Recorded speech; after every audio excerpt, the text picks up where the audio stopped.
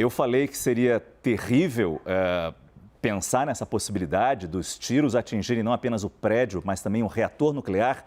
A gente vai entender agora o que poderia ter acontecido, as consequências desse confronto ali na usina de Zaporizhzhia, conversando com Aquilino Senra, físico e professor do Programa de Engenharia Nuclear da Coordenadoria dos Programas de Pós-Graduação da UFRJ.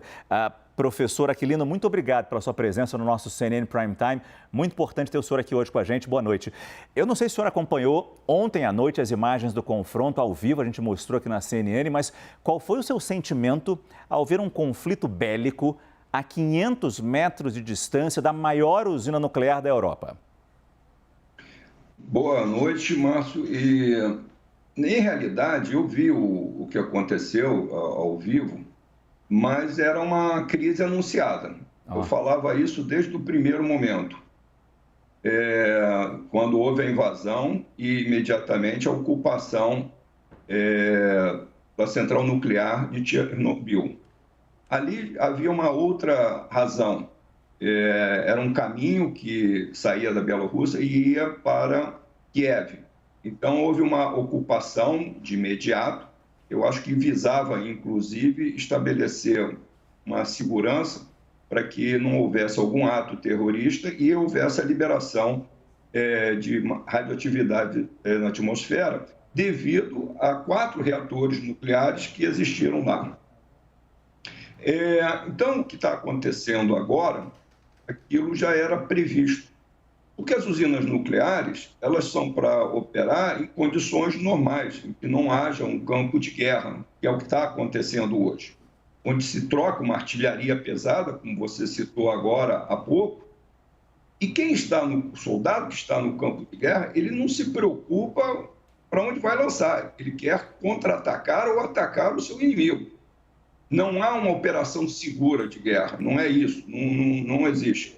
As imagens que vocês têm mostrado ao longo da semana, você vê prédios residenciais sendo atingidos e com graves consequências para a população civil. Mas, professor Aquilino, quais teriam sido as consequências? Porque a gente lembra que em 86, na explosão de Chernobyl, como o Favara nos lembrou aqui, a então União Soviética ficou quietinha. Não falou nada. Isso. Quem descobriu as primeiras pistas foi a Suécia, que percebeu um aumento de radiação. A gente sabe que a usina de Chernobyl é menor, ou era menor, do que essa de Zaporizhzhia. O que teria acontecido se o pior ocorresse numa usina dessa dimensão?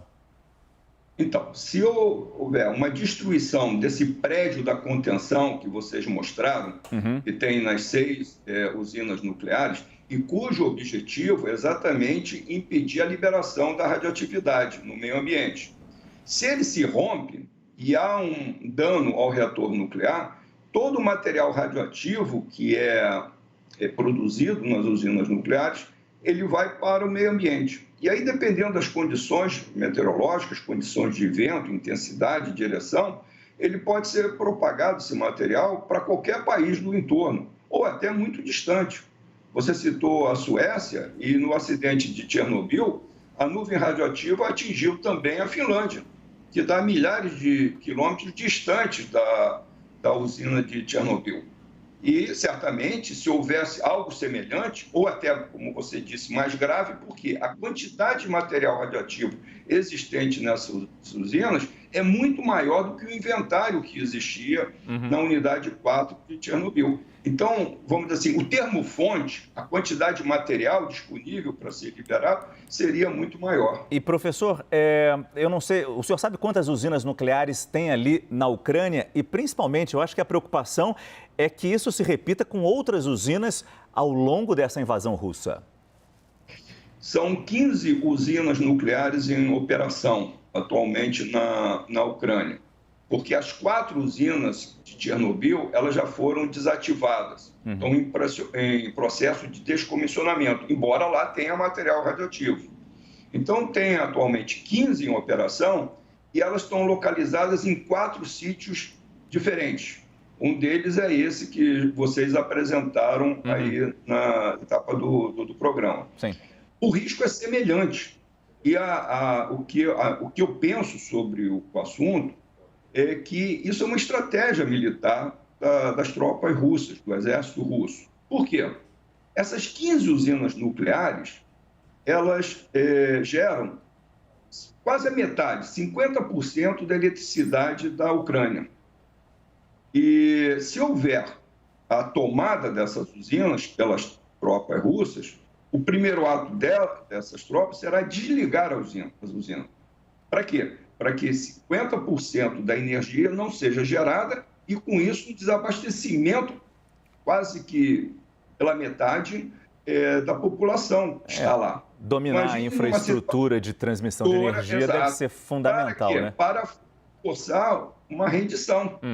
Porque a população ela começa a ficar em situação dramática. Agora, professor Aquilino, deixa eu fazer uma pergunta para o senhor. A informação que nós temos da Agência Internacional de Energia Nuclear é de que o controle da usina é dos ucranianos. A gente não sabe se tem soldado russo ao lado de cada funcionário da usina com uma arma na cabeça desse funcionário. Mas ter ucranianos no controle dessa usina é positivo. Sem dúvida, até porque eles conhecem todo vamos dizer assim, o processo da usina, os equipamentos, foram treinados durante anos, mais de 7 anos, para fazer a operação segura da usina. Mas eu vou te colocar um problema. Esses operadores, esses especialistas, eles trabalham em regime de turno. Então, eles têm que ser trocados de 8 em 8 horas ou de 12 em 12 horas. Imagina o acesso desses técnicos altamente especializados num cenário de guerra. Podem até não conseguir chegar lá, e aí quem está lá trabalha em turno dobrado, aí já entra numa situação psicológica de dificuldade de fazer frente a qualquer normalidade. Eu até vou repetir essa informação. Desculpa cortar o senhor, professor, até vou repetir essa informação. Segundo a Agência Internacional de Energia Nuclear, as tropas russas podem até estar tomando o controle da região, mas na usina, apertando os botões na sala de controle, seriam ucranianos.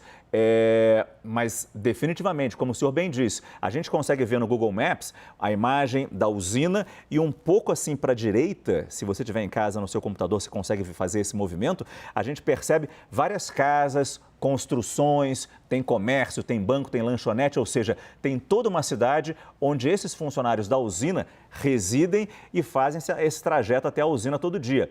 Tem até escola, mas é claro, com a usina sendo cercada por tropas, essa troca de turno, esse controle fica bem mais difícil. É isso que o senhor quer dizer, né, professor?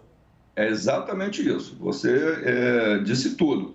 Não é uma situação normal que o indivíduo pega um ônibus, sai da sua residência e vai diretamente para a área do reator nuclear e começa seu trabalho diário.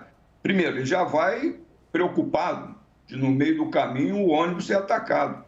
Enfim, não é uma condição normal. Aliás, toda a situação é insana, não é uma situação que a gente possa entender. E essas usinas nucleares, elas foram projetadas, digamos assim, para condições ambientais normais. Sim. E nós não estamos, no caso dessa guerra, em condições normais. São situações absurdas.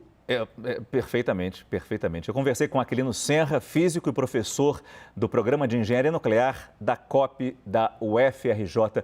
Professor, muito obrigado pelas suas explicações aqui para a gente. Nos ajudou muito a entender a situação e o risco que corremos ontem e que ainda podemos correr com as outras usinas nucleares na Ucrânia. Muito obrigado e boa noite. Uma boa noite para você e que prevaleça aí o bom senso e que essa guerra cesse o mais rápido possível. Vamos torcer para isso. Muito obrigado, professor.